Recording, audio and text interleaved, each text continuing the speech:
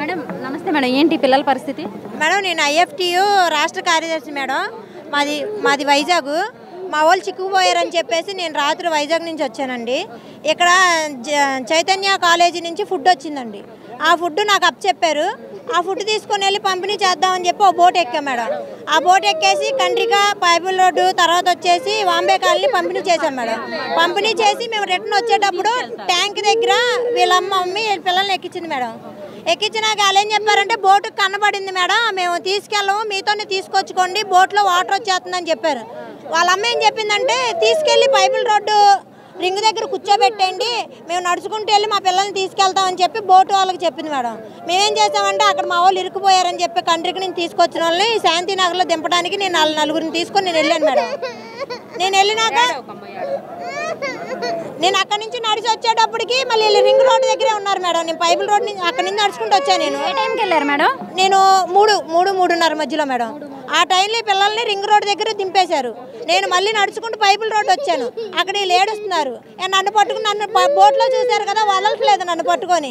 ఇంకా నేను risk team వాళ్ళు అడిగి వాళ్ళ మెల్ల మీద వాళ్ళు ఇద్దరు ఎక్కించుకొని వస్తే వాళ్ళ వెనక మళ్ళీ ఎన్ని పీకల్లో నీళ్ళలో తీసుకొచ్చా మేడం. మరి ఇంత టైం అయితేనే సరే మరి వీళ్ళ అమ్మ కానీ వీళ్ళు ఎవరు రాలేదంటే మరి నేను స్టేషన్ పోలీసులకు అప్పచెప్దామని తీసుకొచ్చాను మేడం. వాళ్ళకి నేను ఆల్రెడీ 100కి ఫోన్ చేశాను మేడం. పిల్లలు తప్పిపోయారండి, పైపుల్ రోడ్ రింగ్ దగ్గర ఉన్నారు, ఏమైనా సాయం చేయమని ఫోన్ చేశాను మేడం. పంపిస్తామన్నారు కానీ ఎవరు రాలా. 4 బోట్లు వెళ్ళినాయి కానీ పిల్లల్ని ఎవరు ఎక్కించుకోలేదు.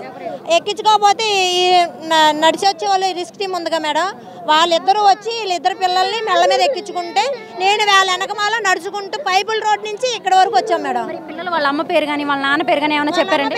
చెప్పారు మేడం. వెంకటమ్మ అని వాళ్ళ అమ్మ పేరు చెప్పారు. నాకు ఫోన్ నెంబర్ ఇచ్చారు. ఫస్ట్ రింగ్ అవుతుంది కానీ ఎవరు ఎత్తట్లేదు మేడం. వీళ్ళేమో నన్ను చూసిన దాని మీద పట్టుకొని నన్ను వదలట్లేదు.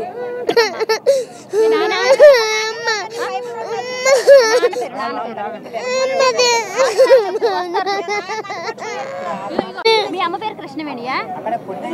మీ నాన్న పేరు కృష్ణయ్య. మరి ఫోన్ నెంబర్ తెలుసా మీకు? మీ ఇల్లు తెలుసా మీకు? ఎక్కడుంటారు నాన్న? ఎక్కడుంటారు? మరి మీ తాతయ్య అమ్మమ్మ ఎవరైనా ఉన్నారా?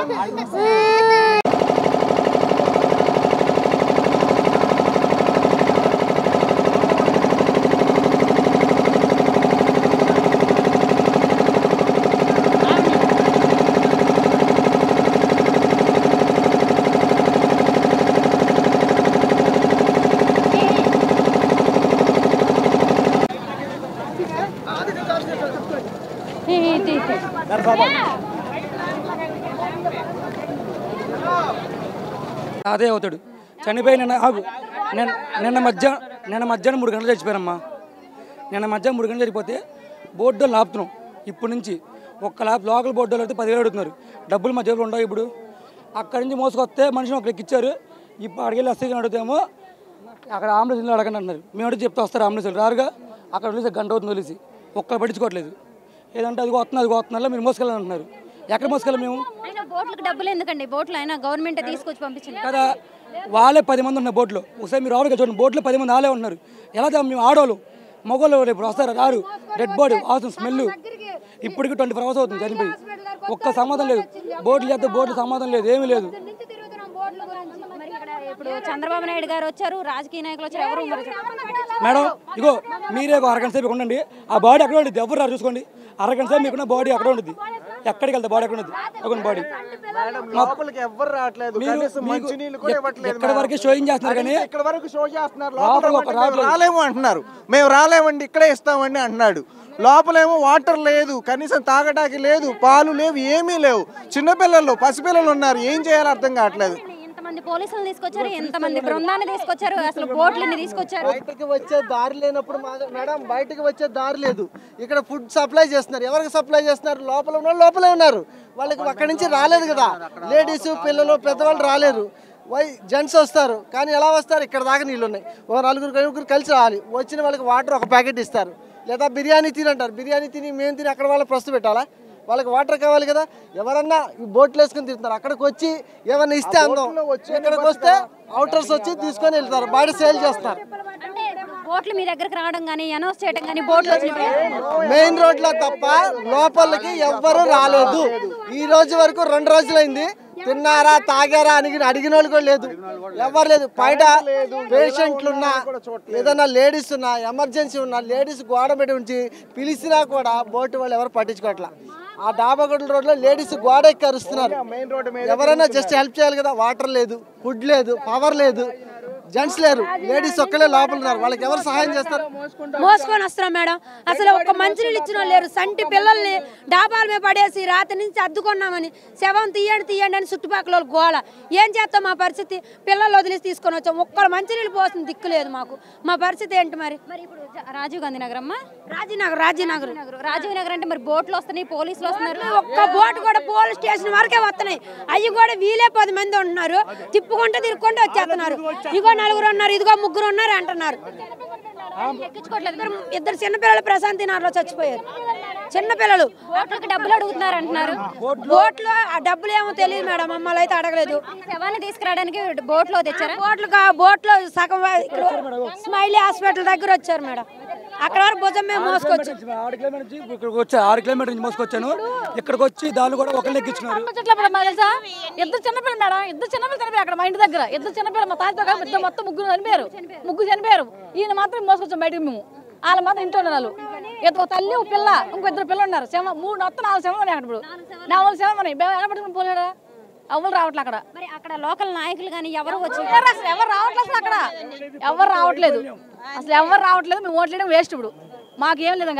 అది ఎలా ఉంది ఇక్కడ చూసినట్టయితే?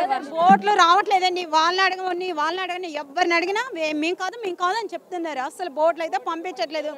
బోటుకి 5,000 3,000 అడుగుతున్నారు. మునిపోయిన వాళ్ళ దగ్గర డబ్బులు ఎలా వస్తాయి? అసలు ఎలా వస్తాయి చెప్పండి మీరే? డబ్బులు ఇట్లా బోట్లకు డబ్బులు అడగడం ఏంటి? గవర్నమెంట్ అంటున్నారు. అక్కడ పెట్టారు కానీ బోట్లు దించితే ఇప్పటికి అందరూ వచ్చారండి బయటికి. అసలు దించట్లేదు, బోట్లు ఆపట్లేదు, తీసుకెళ్ళట్లేదండి. చిన్న పిల్లలకి అక్కడ ఫీవర్లు వచ్చి ఉన్నాయి. ఇప్పుడు చనిపోయిన వాళ్ళకి చూస్తున్నారు కదా, వాసనలు వచ్చేస్తున్నాయి. కానీ కనీసం తీసుకొచ్చి అంబులెన్స్ రాలేదు.